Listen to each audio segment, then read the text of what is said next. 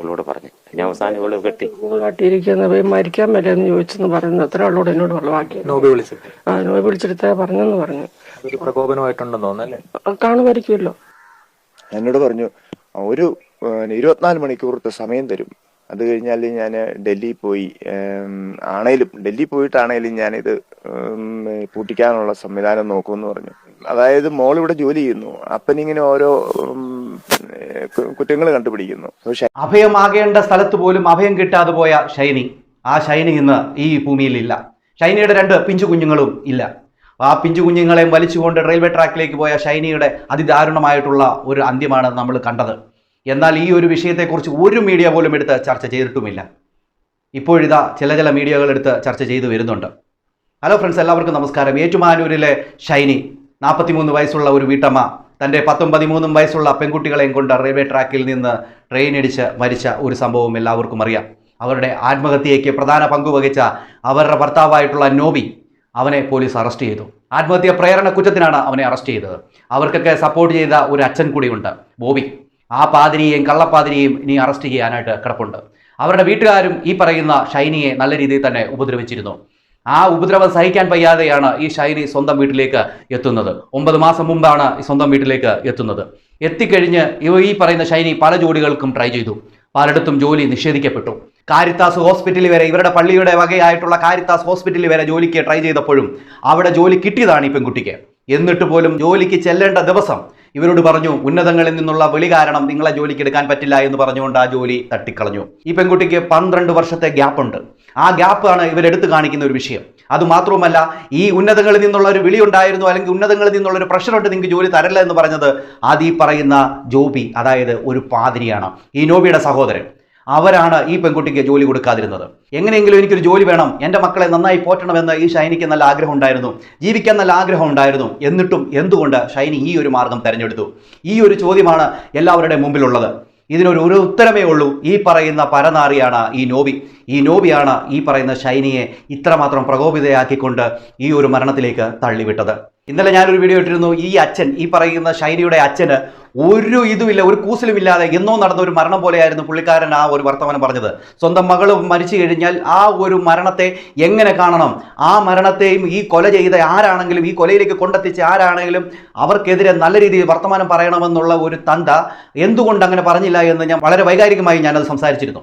എന്നാൽ ഇന്ന് അതേ അച്ഛൻ തന്നെ മീഡിയയ്ക്ക് ഏഷ്യാനെറ്റിന് കൊടുത്ത ഒരു ബൈറ്റ് ഉണ്ട്. ആ ബൈറ്റ് നിങ്ങളൊന്ന് കേട്ടു നോക്കി. അത് കഴിഞ്ഞിട്ട് ഞാൻ കുറച്ച് കാര്യങ്ങൾ പറയാം. ശരിക്കും എന്താണ് സംഭവിച്ചതെന്നാണ് നിങ്ങൾ മനസ്സിലായി? എനിക്ക് തോന്നുന്നത് ഇവള് പോയി കിടന്നു കഴിഞ്ഞിട്ടോ, അല്ലെ ആ ദിവസം അന്ന് രാവിലെ 10 മണിക്ക് ഇവിടുന്ന് പോയിട്ട് 3:15 വന്നത്. ഇത് തപ്പി ഇവിടെ പരിസ്ഥിതി പ്രവർത്തനം പോയി, സ്കൂളിന്റെ ഹോസ്റ്റലിൽ തപ്പിയൊക്കെ പോയി. അപ്പൊ ഏതെങ്കിലും കാരണവശാൽ ഈ ഭർത്താവ് അവനെന്ന് പോകുന്ന ദിവസമാണെന്ന് പറഞ്ഞു. അപ്പോൾ ഫോണിൽ കൂടെയോ വാട്സപ്പിൽ കൂടെയോ രാത്രി കടന്നു കഴിഞ്ഞോ വിളിച്ച് ശല്യങ്ങൾ ചെയ്യുകയോ ഇവളോട് അതുപോലെ പറയുകയോ ചെയ്ത് കാണുമെന്ന് പ്രതീക്ഷിക്കുന്നു. ഈ തലേന്ന് ഇവിടെ എന്തെങ്കിലും അസ്വാഭാവികതകളൊക്കെ പ്രകടിപ്പിച്ചിരുന്നു? ഇല്ല, ഞങ്ങൾ അതായത് രാത്രിക്ക് ഞാൻ കിടന്നേ ചേറ്റു വന്നപ്പോൾ ഒരു ഇത് കണ്ടു. അതുകൊണ്ട് എന്നാ പറ്റിയെന്ന് ഇവള് ചോദിച്ചപ്പോഴാണ് പറഞ്ഞേ നോബി വിളിച്ചു എന്ന് പറയുന്നത്. പറഞ്ഞൊന്നുമില്ല, പറഞ്ഞു വിളിച്ചിട്ട് വിശദമായിട്ടൊന്നും പറഞ്ഞില്ലെന്നേ. അതായത് ക്രൂരമായി അങ്ങോട്ടിരിക്കാതെ പോയി മരിക്കടി എന്ന് പറഞ്ഞെന്നാ പറയുന്നത്. ഇവളോട് പറഞ്ഞു. ഞാൻ അവസാനം ഇവള് കാട്ടിയിരിക്കുന്നത് മരിക്കാൻ മേലെന്ന് ചോദിച്ചെന്ന് പറയുന്നത് എത്ര ആളോട് എന്നോട് വെള്ളമാക്കി. നോബി വിളിച്ചെടുത്താ പറഞ്ഞെന്ന് പറഞ്ഞു. ഇന്നലെ ഈ അമ്മ പറഞ്ഞത് ഒന്നും പറഞ്ഞില്ല, എനിക്കൊന്നും അറിയത്തില്ല എന്നാണ് ഇന്നലെ ഇവർ പറഞ്ഞത്. പക്ഷേ ഇന്നലെ മീഡിയയുടെ മുമ്പിൽ ഇവർ ഇങ്ങനെയൊക്കെ പറഞ്ഞതുകൊണ്ടാണ് ഇവരെ ഇത്രമാത്രം ആൾക്കാരെടുത്ത് ക്രൂശിച്ചത്. ഇവർ പറയേണ്ട രീതിയിൽ ഇത് കൃത്യമായിട്ട് ഞങ്ങളുടെ മകളോട് ഇത് പറഞ്ഞിരുന്നു എന്നും ഇതൊക്കെ ഒന്നും അവർ പറഞ്ഞിരുന്നുവെങ്കിൽ ഇത്രമാത്രം ഇവർ ഏറിൽ പോകത്തില്ലായിരുന്നു. എന്തായാലും ഇവിടെ പറയുന്നത് നോബി ഈ പറയുന്ന ഷൈനിയെ ഫോൺ വിളിച്ചിട്ട് നീ പോയി മരിക്കടി എന്ന രീതിയിലൊക്കെ പറഞ്ഞിരുന്നു. അതുകൊണ്ടൊക്കെയാണ് ഈ പെൺകുട്ടി ഡൈവോഴ്സ് പെറ്റീഷന് ഒപ്പിടാനും ഒക്കെ കാര്യങ്ങൾ ഇവരുടെ ഈ ഷൈനിയുടെ വോയിസ് മെസ്സേജിൽ അതൊക്കെ ഉണ്ട്. ഈ പുള്ളിക്കാരൻ വന്നിട്ട് പോലും അത് ചെയ്യുന്നില്ല എന്ന് കൂട്ടുകാരോട് പറയുന്നത്. അപ്പോൾ ഇതൊക്കെ ആഗ്രഹിച്ചിരുന്നു. അങ്ങനെ ഒരു ഡൈവോഴ്സിൽ പെറ്റീഷനൊക്കെ ഇതാക്കി കഴിഞ്ഞു കഴിഞ്ഞാൽ ഇവൻ മേടിച്ച സ്വർണവും അതോടൊപ്പം തന്നെ ഈ കുട്ടികളുടെ ചെലവും കാര്യങ്ങളൊക്കെ ഇവൻ നോക്കണമല്ലോ. അപ്പോൾ അതൊക്കെ ഒരു പ്രതീക്ഷിച്ച് കാണും ഈ പറയുന്ന ഷൈനി. അതൊന്നും ഇവൻ ചെയ്യാതെ, ഇവൻ ചെയ്യത്തില്ല, നീ എന്തെങ്കിലും ചെയ്യടിയെന്ന് പറഞ്ഞുകൊണ്ട് വോയിസ് മെസ്സേജ് അയക്കുകയും ഇവൻ വെള്ളം അടിച്ചുകൊണ്ട് ഈ പറയുന്ന ഷൈനിയെ ഫോൺ വിളിക്കുകയൊക്കെ ചെയ്തിരുന്നു. അതൊക്കെയാണ് പെട്ടെന്ന് പ്രകോപിതയാകാനുള്ള ഒരു കാര്യം. എന്തായാലും അവർ പറയുന്ന ബാക്കി കിട്ടും. പ്രകോപനമായിട്ടുണ്ടെന്ന് തോന്നല്ലേ? കാണുമായിരിക്കുമല്ലോ. ഭർത്താവിന്റെ വീട്ടിൽ ക്രൂരമായ പീഡനമായിരുന്നോ? ഈ ഗാർഹിക പീഡന കേസൊക്കെ ഉണ്ടല്ലോ. അതെ, അങ്ങനെ ഞങ്ങളത് 9 മാസം മുമ്പേ അവിടെ വനിതാ സെല്ലിലും അവിടുത്തെ തൊടുപുഴ സ്റ്റേഷനിലും പിന്നെ കഴിഞ്ഞ് ഫാമിലി കോർട്ടിലും ഒക്കെ വന്നിരിക്കും. അപ്പൊ ഇപ്പൊ ഞാൻ പറഞ്ഞ ഞാൻ ഉദ്ദേശിക്കുന്ന ജോലി കിട്ടാത്തത് പിള്ളേരെ ഹോസ്റ്റലിൽ വിട്ടണം, അവർക്ക് ഇവിടെയും ജോലി തപ്പി പോകണം, പിന്നെ ഇവര് കോടതിയിൽ ഹാജരാകുന്നില്ല. അപ്പൊ ഒരു നീതി ഒരിക്കലും കിട്ടിയായിരുന്ന ഒരു മാനസിക ചിന്ത അവിടെ വന്നിട്ടുണ്ടോ എന്ന് എനിക്കറിയത്തില്ല. ഞങ്ങളോടത്തൊന്നും തുറന്ന് പറയാറില്ല. അവിടെ ഒത്തിരി പറയുകയല്ല, ഫോണുമായിട്ട് കുറെ കൂടി ഒരു സ്റ്റെപ്പ് ഉണ്ടാ അറ്റാക്ക് കയറി എന്ന് പറയും, പിള്ളേരോട് പറയും, അത് നമ്മൾ കേൾക്കുകയില്ല. ഇവിടെ ഈ അച്ഛൻ പറയുന്നു നമ്മൾക്കൊന്നും അറിയത്തില്ല, നമ്മളൊന്നും പറഞ്ഞിരുന്നു. ഒരു മകൾക്ക് എന്തെങ്കിലും ഒരു വിഷയമുണ്ടെങ്കിൽ മകളെ ചേർത്ത് പിടിക്കേണ്ടത് ഒരു അച്ഛൻ്റെയും അമ്മയുടെയും കടമയാണ്. ഒരു മകള് ഭർത്താവുമായിട്ട് ബന്ധം വേർപെട്ട് വീട്ടിൽ വന്ന് നിൽക്കുമ്പോൾ ആ മകളെ ചേർത്ത് പിടിക്കേണ്ട ഉത്തരവാദിത്വം അച്ഛനും അമ്മയ്ക്കും ഉണ്ട്. അതുകൊണ്ട് തന്നെ അച്ഛനും ഇതിനകത്തൊന്നും ഒഴിഞ്ഞു മാറാനൊന്നും പറ്റത്തില്ല. അത് കൃത്യമായിട്ടുള്ള കാര്യമാണ്. ഞങ്ങളോടൊന്നും പറഞ്ഞിട്ടില്ല, ഞങ്ങളോടൊന്നും ചെയ്തില്ല എന്നൊന്നുമല്ല. മകൾക്ക് വിഷമമുണ്ടെന്നൊരു മനസ്സിലാക്കി കഴിഞ്ഞാൽ ഏറ്റവും കൂടുതൽ മനസ്സിലാക്കാൻ പറ്റുന്നത് സ്വന്തം മാതാപിതാക്കൾക്കാണ്. അതിവിടെ മനസ്സിലാക്കിയില്ല എന്ന് പറയുമ്പോൾ അത് എത്രമാത്രം അങ്ങോട്ട് ഉൾക്കൊള്ളാൻ പറ്റുന്നു എന്നുള്ളത് എനിക്കെന്തായാലും അങ്ങോട്ട് ഉൾക്കൊള്ളാനായിട്ട് പറ്റുന്നില്ല. ഓക്കെ, അത് അങ്ങോട്ട് മാറി നിൽക്കട്ടെ. എന്തായാലും ഈ ഷൈനയുടെ മരണവുമായി ബന്ധപ്പെട്ട് എല്ലാവരും ഈ പറയുന്ന ഷൈനയുടെ അച്ഛനെയും കുറ്റപ്പെടുത്തുന്നുണ്ട്. ഈ ഒരു സമയം മുതലാക്കിക്കൊണ്ട് ഇവരുടെ വീടിൻ്റെ അടുത്ത് തന്നെ ഈ ഷൈനി ഒരു ജോലി ചെയ്തിരുന്നു, ഒരു കെയർ ടേക്കറായിട്ട് ജോലി ചെയ്തിരുന്നു. ആ ജോലി മുടക്കിയത് ഈ പറയുന്ന ഷൈനയുടെ അച്ഛനായിട്ടുള്ള കുര്യാക്കോസ് ആണ് എന്ന രീതിയിൽ അവിടുത്തെ അതിൻ്റെ ഓണറായിട്ടുള്ള ഒരുത്തൻ വന്ന് പറയുന്നുണ്ട്. അവൻ ഇതിൻ്റെ അടുത്തൂടെ നൈസായിട്ട് ഒരു തേമ്പുകയാണ്. അവൻ ചെയ്തത് തെറ്റാണ്. അവൻ കെയർ ടേക്കർ നടത്തുന്നിടത്ത് അവൻ്റെ ആ ഒരു സെപ്റ്റിക് ടാങ്ക് ബ്ലോക്ക് ആയിട്ട് അവൻ അത് എന്ത് ചെയ്യുകയാണ്, അവൻ നൈസായിട്ട് അത് മറച്ച് ഇവരുടെ മണ്ടയിലേക്ക് എടുത്ത് വെക്കുകയാണ്. അവൻ ചെയ്തത് തെറ്റാണ്. അതിപ്പോൾ നമ്മളാണെങ്കിലും ഒരു വീടായാലൊക്കെ നിൽക്കുമ്പോൾ അവിടെ സ്മെല്ല് വന്നു കഴിഞ്ഞാൽ നമ്മളായാലും വഴക്കുണ്ടാക്കുമല്ലോ. ആ ഒരു വഴക്ക് മാത്രമേ ഇവിടെ ഈ പറയുന്ന അച്ഛൻ ചെയ്തുള്ളൂ. അതാണ് എനിക്ക് തോന്നുന്നത്. എന്തായാലും നിങ്ങൾ അതൊന്ന് കേട്ടു നോക്കി, എന്നിട്ട് ഞാൻ പറയാം. കാരണം നമ്മുടെ ഷൈനിയുടെ ഫാദറിന്റെ പേര് കുര്യാക്കോസ് എന്നാണ്. ഞങ്ങൾ കുര്യാക്കോസേരൻ എന്നാണ് വിളിക്കുന്നത്. ഈ സ്ഥാപനം തുടങ്ങിയ നാൾ മുതൽ കുര്യാക്കോസേരന് ഞങ്ങളോട് ശകലം എതിർപ്പുണ്ടായിരുന്നു ഈ സ്ഥാപനത്തിനോട്. ബയോഗ്യാസ് ഞങ്ങളുടെ ഇവിടെ അത് നിറയാനിടയായി. അത് കാരണം എന്ന് വെച്ച് കഴിഞ്ഞാൽ ഇവര് അറിയാതെ പ്ലാസ്റ്റിക്കും ഈ എടനിയലയും വാഴയിലയും ഒക്കെ ഇട്ടിട്ടായിരിക്കാം അത് നിറഞ്ഞുപോയി.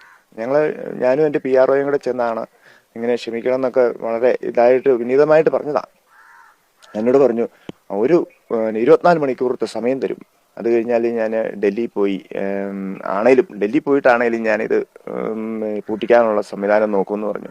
അതായത് മോൾ ഇവിടെ ജോലി ചെയ്യുന്നു, അപ്പനിങ്ങനെ ഓരോ കുറ്റങ്ങൾ കണ്ടുപിടിക്കുന്നു. അപ്പോൾ ഷൈനിയും പറഞ്ഞതാണെന്ന് പറഞ്ഞു, ഇങ്ങനെ കേസ് കൊടുക്കരുത്, കാലുപിടിച്ച് പറഞ്ഞതാണെന്നാണ് ഷൈനി എന്നോട് പറഞ്ഞത്. പക്ഷെ പുള്ളി ഒരു എന്നാ പറയുന്നത് ഒരു സ്റ്റബേൺ മൈൻഡാ. ഷൈനി പറഞ്ഞു എനിക്ക് IELTS പഠിച്ചാൽ കൊള്ളാമെന്നുണ്ട്, വിദേശത്തേക്കൊക്കെ പോകാൻ IELTS വേണമല്ലോ, അതുകൊണ്ട് രണ്ടും കൂടെ നടക്കിയല്ല, അതുകൊണ്ട് ഞാൻ റിസൈൻ ചെയ്തോളാമെന്നും പറഞ്ഞ് റിസൈൻ ചെയ്യുക ചെയ്തത്. ഇവിടെ ഈ പറയുന്ന ഇതിന്റെ ഓണർ ഉണ്ടല്ലോ, കെയർ ടേക്കറിന്റെ ഓണർ, ഇത് നൈസായിട്ട് ഈ പറയുന്ന ഷൈനയുടെ അച്ഛന്റെ മുകളിലേക്ക് ഒന്ന് കയറ്റി വെക്കാനായിട്ട് നോക്കുന്നുണ്ട്. ഷൈനയുടെ അച്ഛൻ പറഞ്ഞത് അത് ഏതൊരാളാണെങ്കിലും സെപ്റ്റി ടാങ്ക് പൊട്ടുകയും അങ്ങനെ എന്തെങ്കിലും വിഷയം ഉണ്ടായാൽ നമ്മളായാലും വീടിന്റെ അയലോക്കത്തെ താമസിക്കുന്നെങ്കിലും നമ്മളായാലും അത് പറയും. അപ്പൊ ആ ഒരു വൈരാഗ്യം ഇങ്ങാർക്കുണ്ടായിരുന്നു. പിന്നെ അതുമല്ല, ഇങ്ങനെ ഇതിൻ്റെ അകത്തോട്ട് പറയുന്നുണ്ടല്ലോ IELTS പഠിക്കാനായിട്ട് ഷൈനി ആഗ്രഹം ഉണ്ടായിരുന്നു. അപ്പോൾ ഇവിടെ ജോലി ചെയ്തുകൊണ്ട് നീ IELTS എഴുതടിയെന്ന് ഇങ്ങാർക്ക് പറയാമായിരുന്നല്ലോ ഈ ഓണറിന്. എന്തുകൊണ്ട് ഇങ്ങനെ അത് പറഞ്ഞില്ല? ഇങ്ങനെ പറഞ്ഞു എന്തുവാ രണ്ടുകൂടെ ഒന്നിച്ച് കൊണ്ടുപോകാൻ പറ്റത്തില്ല ഇവിടെ, അതുകൊണ്ടാണ് അങ്ങനെ പറഞ്ഞതുകൊണ്ടാണ് ഷൈനി അവിടുന്ന് ജോലി റിസൈൻ വെച്ചെന്ന് ഇങ്ങനെ പറയുന്നില്ലേ. അപ്പോൾ ഇങ്ങനെ നൈസായിട്ട് അങ്ങനെ ഈ പറയുന്ന ഷൈനിയുടെ അച്ഛനായിട്ടുള്ള കുര്യാക്കോസിന്റെ മണ്ടയിൽ ഒന്ന് അടിച്ചു കയറ്റി വെക്കാൻ നോക്കി. കുര്യാക്കോസേട്ടൻ ഇവിടെ കുര്യാക്കോസ് എന്ന് പറയുന്ന പുള്ളിക്കാരന് മകളുടെ മരണവുമായി ബന്ധപ്പെട്ട് ഇത്രയൊക്കെ വിഷയങ്ങൾ ഉണ്ടായപ്പോൾ നമ്മളൊക്കെ പ്രതികരിച്ചിട്ട് പോലും ഈ അച്ഛനായിട്ടുള്ള കുര്യാക്കോസിന്റെ ഭാഗത്ത് നിന്നുണ്ടായ പ്രതികരണം വളരെ എന്താ പറയുക ഒരു ലോലമായിട്ടുള്ള ഒരു പ്രതികരണമാണ്. അതാണ് നമ്മൾ എടുത്തെടുത്ത് കാണിച്ചത്. അതുമാത്രമല്ല ചിരിച്ചുകൊണ്ട് പറയുന്നു ഞാൻ എന്തെങ്കിലും സംസാരിച്ചാൽ എനിക്ക് ഇനി എന്താകും എന്നുള്ള ഒരു ചിന്ത. അതൊന്നുമല്ല. ഒരു മകളുടെ ജീവിതം നഷ്ടപ്പെട്ടാൽ അതിനോട് എന്താ പറയാ, എൻ്റെ മകൾക്ക് നീതി വേണമെന്ന് മുമ്പിൽ നിന്ന് സംസാരിക്കേണ്ട ഈ അച്ഛൻ ഇവിടെ മകളുടെയും കൊച്ചുമക്കളുടെയും മരണം നടന്നിട്ട് പോലും അതിനെ ഒരു നിസാരവൽക്കരിച്ചുകൊണ്ട് ചിരിച്ചുകൊണ്ട് വർത്തമാനം പറയുമ്പോഴും അമ്മയുടെ പ്രതികരണവും നമ്മൾ കണ്ടതാണ്. അമ്മയൊക്കെ പറയുന്നത് അവിടെ പോയി കുടുംബശ്രീ പോയി തിരക്ക് എന്ന രീതിയിലേക്കാണ് പറഞ്ഞത്. അപ്പം അവർക്ക് അത്രമാത്രം ഒരു വികാരമില്ലാതെ വന്നപ്പോൾ നമ്മൾ പ്രതികരിക്കും, ആരായാലും പ്രതികരിച്ചു. അത്രേ ജനങ്ങൾ ചെയ്തിട്ടുള്ളൂ. തൊട്ടടുത്ത് ഈ കെയർ ടേക്കർ നടത്തുന്ന ഈ പുള്ളിക്കാരൻ പറഞ്ഞ രീതി നോക്കുമ്പോൾ ഷൈനയുടെ അച്ഛൻ്റെ മണ്ടക്കോട്ട് അങ്ങോട്ട് ഇടണ്ട, അതവിടെ നിൽക്കട്ടെ. അതിൻ്റെ അകത്ത് ഇപ്പം നിങ്ങൾ അവിടെ IELTS പഠിച്ചുകൊണ്ട് ഈ പെൺകൊച്ചിൻ്റെ ജോലി നീ ഒരു കാര്യം ചെയ്യുമ്പോളെ നീ പഠിച്ചോ, അതിൻ്റെ കൂടെ നീ ഇവിടെ ജോലിയോടെ ചെയ്തോ എന്നൂടെ പറഞ്ഞിരുന്നെങ്കിൽ ഇത് സംഭവിക്കത്തില്ലായിരുന്നു. അപ്പോൾ എല്ലാം കൊണ്ടുവന്ന് അങ്ങോട്ട് ഇടല്ലേ.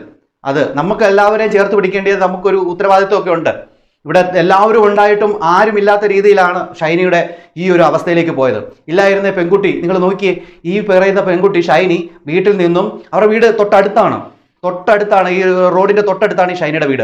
അവിടെ നിന്നും ഈ പറയുന്ന പെൺകുട്ടികളെയും വിളിച്ചുകൊണ്ട് പള്ളിയിൽ പോവാന്ന് വീട്ടുകാരോട് പറഞ്ഞിട്ട് നേരെ ഇറങ്ങുന്നു.